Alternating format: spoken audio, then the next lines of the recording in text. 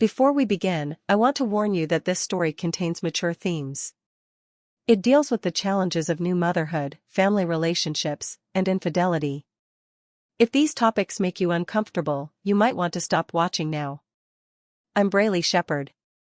I'm 42 years old, and I guess you could say my life is unconventional. If you had told me 10 years ago that this is where I'd end up, I probably would have laughed in your face.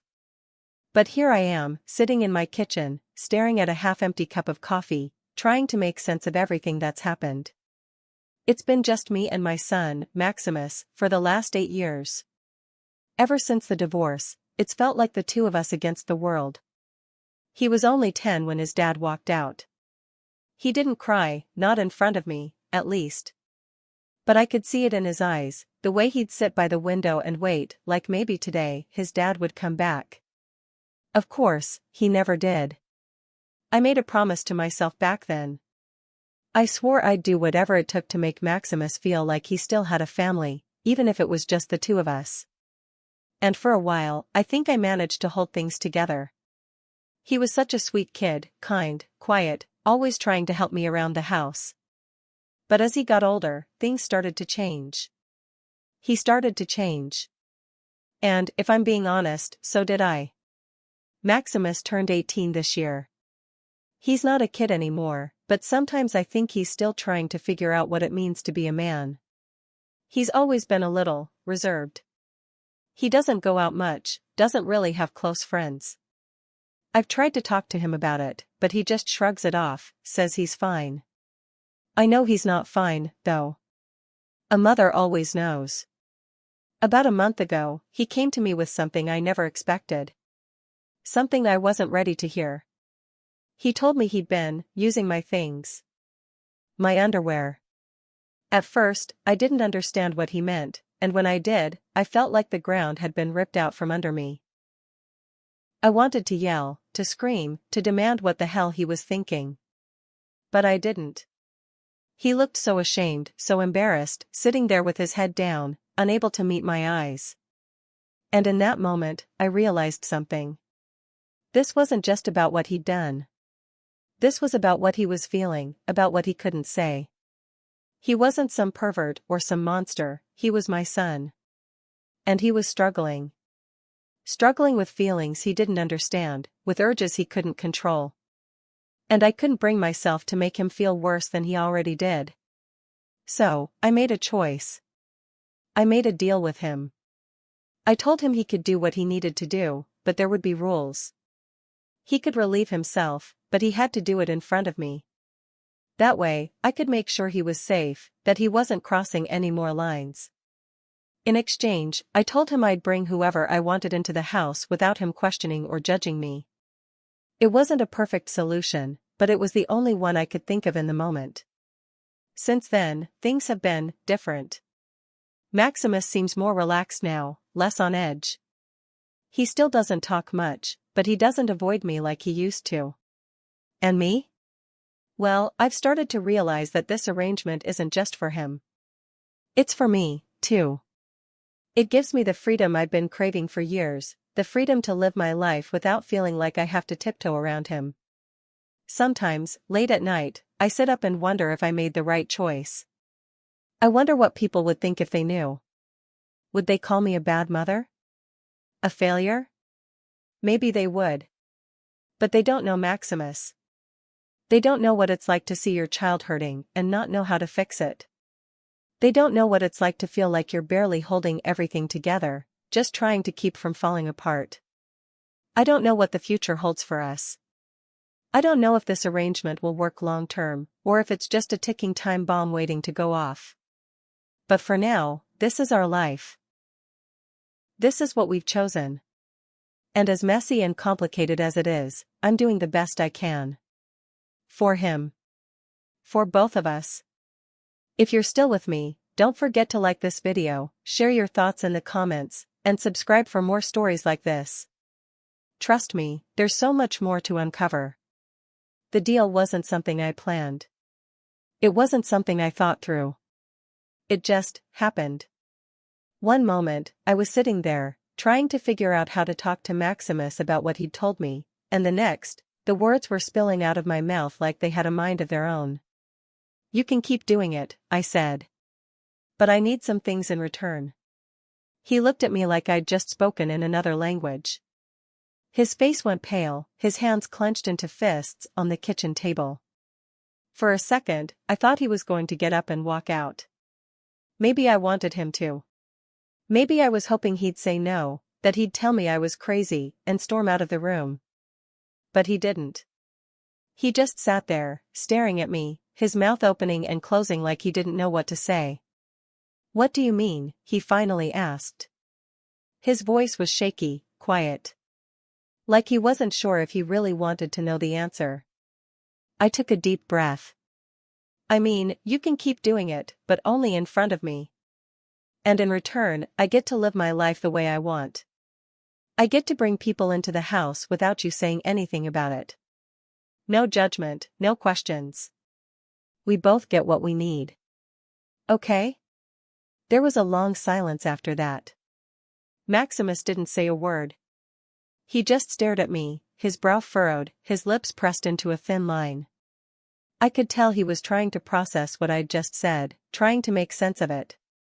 I was doing the same thing. The words were out there now, hanging in the air between us, and I couldn't take them back. Not that I was sure I wanted to. Finally, he nodded. Just a little, barely enough to notice. "Okay," he said, his voice so soft I almost didn't hear it. "If that's what you want." And that was it. That was the deal.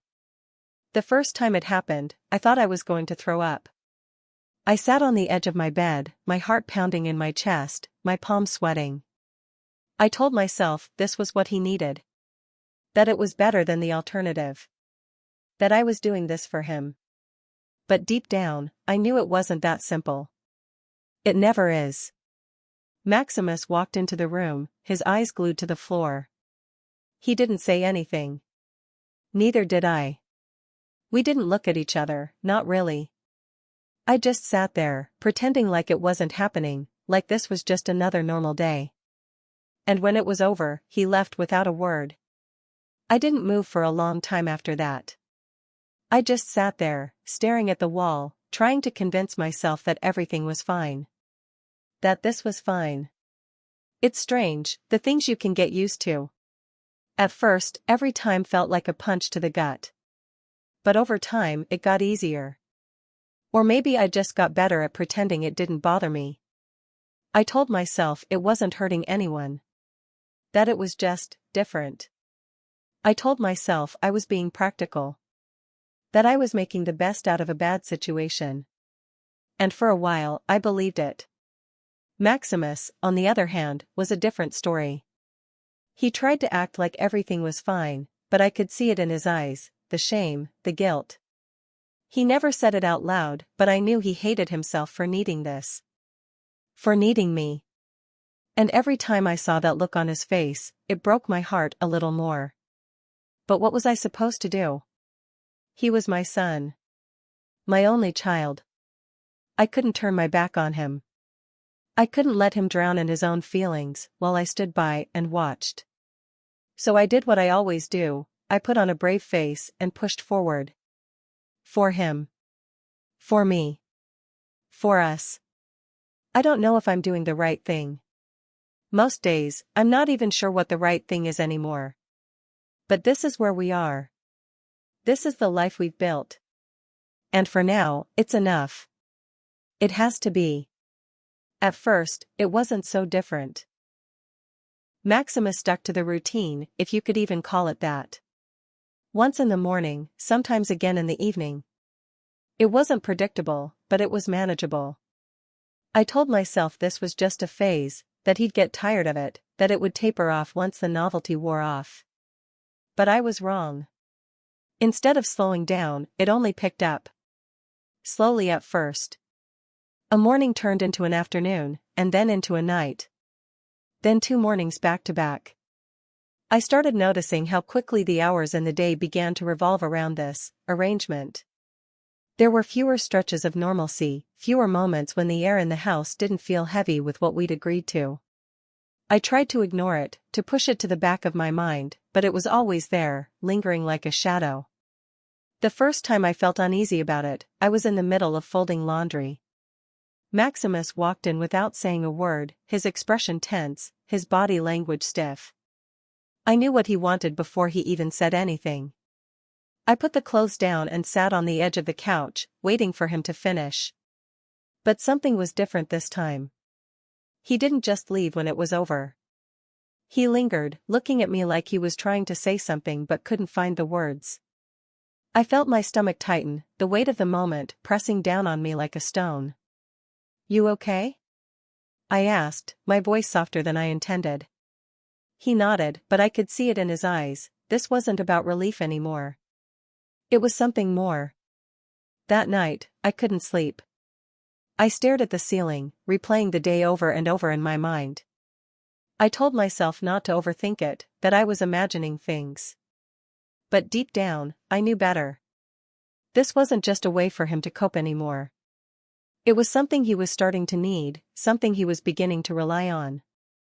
And the scariest part was, I wasn't sure how to stop it. In the days that followed, Maximus's behavior shifted even more. He stopped trying to hide it, stopped waiting for the right moments. It was like he didn't care about boundaries anymore, like the deal we'd made was a free pass to do whatever he wanted, whenever he wanted. And maybe it was. I had given him the freedom to do this, hadn't I? The first time I teased him, it was an accident. I was in the kitchen, making dinner, when he walked in. I could feel him watching me as I moved around, his eyes following my every step. I don't know why I did it. Maybe I wanted to break the tension, or maybe I was testing him, seeing how far he'd go. But without thinking, I slipped my jacket off, letting it fall onto the counter. His breath hitched, and I turned to face him, a small smile tugging at the corner of my mouth. "Something wrong?" I asked, pretending not to notice the way his cheeks flushed. He didn't answer. He just turned and left the room, but I could feel the weight of his gaze lingering even after he was gone. After that, it became a game. I'd pull my hair up, let my shirt right up just a little too high, leave my jeans unbuttoned a little too long. Nothing explicit, nothing overt. Just enough to make him squirm, to make him hesitate before turning away. It gave me a strange sense of control, a power I hadn't felt in years. And I hated how much I liked it. But with every passing day, the line between us blurred a little more. He started seeking me out more often, finding excuses to be near me even when he didn't need to be. And I let him. I told myself it was harmless, that it didn't mean anything. But the truth was, I wasn't sure what it meant anymore. I wasn't sure of anything anymore. There was a moment, late one evening, when it all came to a head.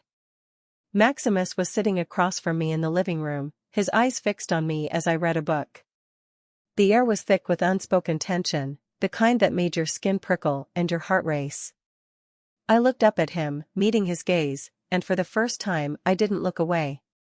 Neither did he. The silence stretched between us, heavy and suffocating, until I finally cleared my throat and stood up. "I'm going to bed," I said, my voice barely above a whisper. He nodded, but I could feel his eyes on me as I walked away. I don't know how we got here. I don't know how I let it get this far. But here we are, caught in a cycle I'm not sure how to break. And as much as I want to believe I'm still in control, I can't shake the feeling that I've already lost it. It wasn't until Enrique Franklin entered our lives that everything began to unravel. I met him through a friend, one of those casual introductions that you never think much about at first. But Enrique wasn't the kind of man you could easily forget. He was charming in a way that felt effortless, like he didn't have to try to make you smile. He had this laugh that filled a room, warm and disarming, and he made me feel lighter. Like maybe, for the first time in years, I could let my guard down. Enrique started coming over more often. At first, it was just for dinner or a drink on the back porch. But soon, he was staying later, lingering in the living room after Maximus had retreated to his room. And then, one night, he didn't leave at all. I didn't try to hide it from Maximus. That wasn't part of our deal, after all. Still, I couldn't ignore the look on his face the next morning when he saw Enrique sitting at the kitchen table, sipping coffee like he'd been there for years. It was subtle, but I knew my son well enough to recognize the tension in his jaw, the way his hands tightened around his plate just a little too hard. At first, Maximus didn't say anything. He just watched from the edges, quiet and sullen. But as the weeks went by and Enrique's presence in our house became more frequent, his silence turned into something sharper.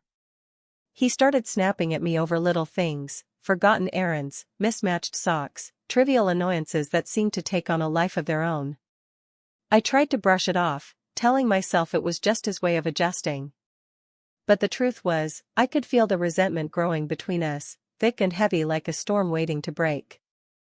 One evening, as Enrique and I sat on the couch laughing over something silly, Maximus walked into the room. He didn't say anything at first, just stood there watching us with an expression I couldn't quite place. When I looked up and met his eyes, I saw it. The hurt, the anger, the confusion that had been bubbling beneath the surface for weeks. Before I could say anything, he spoke, his voice low and trembling. "Do you even care anymore?" he said, his words cutting through the air like a knife. Enrique looked at me, startled, but I didn't take my eyes off Maximus. "What are you talking about?" I asked, my voice steady even though my heart was racing. He took a step closer, his fists clenched at his sides. "You don't care about me. About us. About what we're doing, has done to me." The room went silent. Even Enrique didn't dare to move. I stood up slowly, my chest tight as I searched Maximus's face for some kind of explanation. "Maximus, that's not true," I said softly. "Of course, I care about you. Everything I've done, everything I've been doing, is for you." "For me?" he shot back, his voice rising. "How is any of this for me? You let this guy waltz into our lives like it's nothing. You sit there and laugh with him like I don't even exist." I felt the air leave my lungs, his words hitting me harder than I expected. "Maximus," I said, reaching out to him, but he pulled away before I could touch him. "I didn't know you felt this way." "Of course you didn't," he said bitterly. "You're too busy with your freedom or whatever it is you think this is. Do you even see me anymore? Or am I just convenient?" The silence that followed was deafening. Enrique shifted uncomfortably on the couch, muttering something about giving us space, before slipping out the door. I barely noticed. All I could see was my son standing there, trembling with emotions I'd ignored for far too long. That night, after Maximus stormed off to his room, I sat alone in the living room, staring at the empty coffee cup Enrique had left behind. His words kept replaying in my head, over and over, each one cutting a little deeper than the last. He was right.